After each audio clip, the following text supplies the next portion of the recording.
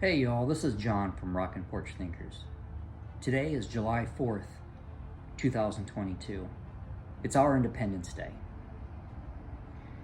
And on this day, there's something that is on my mind, and that's unity. You see, we've all heard the phrase, e pluribus unum, out of many, one. Now, what does that mean? That means that anybody who comes to the United States of America, doesn't matter what your background is, what your religion is, doesn't matter what your ethnicity is, what country you came from, doesn't matter any of that. Doesn't matter whether or not you immigrated to this country or you were born in this country. What e pluribus unum means is that no matter who you are, you can stand united with your neighbors. That's what that means. Now, of course, today, I think as a country, we're more divided than we've ever been on just about every issue, whether it's religion, politics, right to life. I mean, the abortion issue, which was recently decided on by the Supreme Court.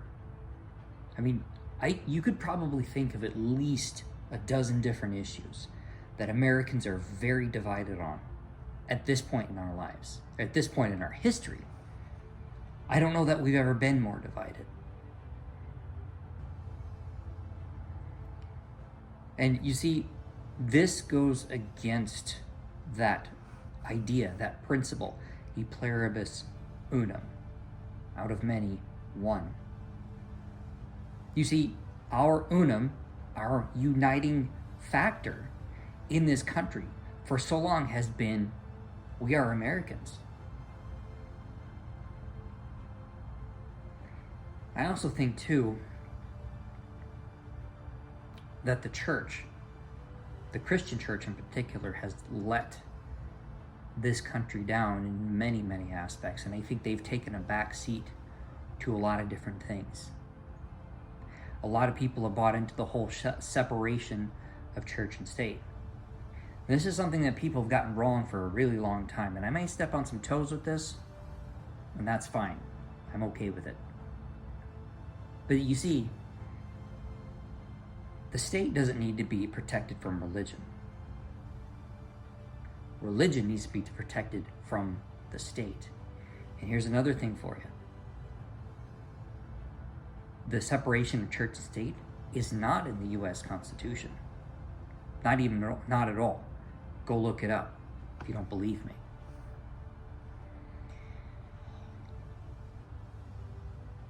But we've all bought into it because it's been a lie that has been perpetrated, that has been said over and over again. And it's based on a letter that was written by Thomas Jefferson, I do believe, that mentioned the idea of separation of church and state, but it didn't mean what we have misconstrued it, or we've allowed it to be misconstrued as.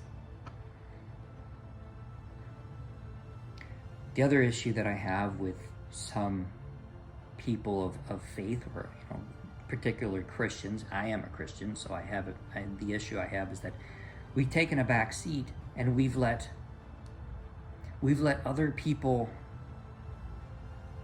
be in the driver's seat. The issue I have is that we've become lovers of peace and not peacemakers. There is a difference. In Matthew 5, chapter 5, verse 9, it says, "Blessed are the peacemakers, for they shall be called sons of God." It doesn't say, "Blessed are the lovers of peace." You see, a lover of peace will try to make peace at any cost. And that's not what a peacemaker is. You see, a peacemaker is the one who will stand up for what is right, will stand up for the principles that they believe in, or the principles that this country was founded upon.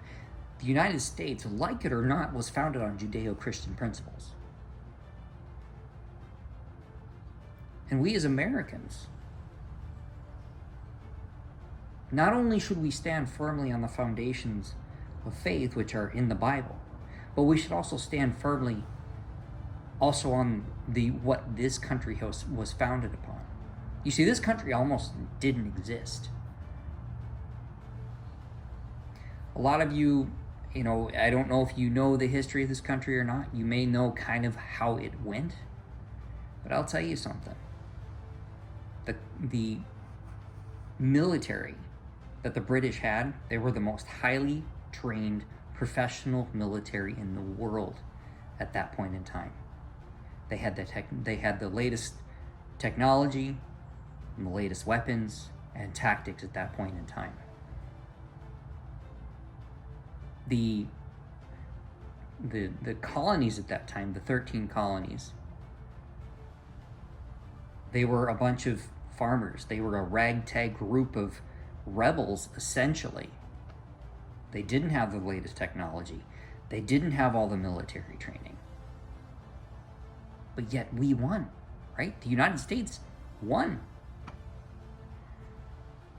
Now you can call it what you want. You can say it was divine intervention, or you could say it was just happenstance, depending on how you view it. But I believe this country was blessed by God, that this country was brought into existence by God through the help of our founding fathers. The Declaration of Independence, which I believe was the greatest breakup letter ever written, because they wrote it to King George. All the men that signed that document knew they were signing their death warrant. They knew that King George wasn't going to take that lightly. Now, if you know who John Hancock is, or at least you might know what his signature is on the Declaration of Independence, it is the largest signature on that document. Because John Hancock was like, you know what? I want King George to know who I am, what my name is. I want him to see that. And he wrote it big and bold. Because he was standing up for his principles. You see, those men, they weren't lovers of peace. They were peacemakers. And they were willing to die for their cause. That's what a peacemaker is. They're willing to die for a cause. So as we face the issues we face in this country today, the political division, the religious division, just about, we're divided on just about everything. Ask yourself,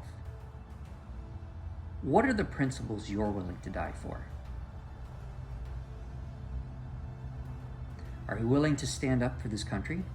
Are you willing to stand up for the principles this country was founded upon? Are you willing to dive into the Constitution and learn the Constitution, learn the principles that our founding fathers put forth in that awesome and God-inspired document? You see, if you stand for nothing, you'll fall for anything. And I think,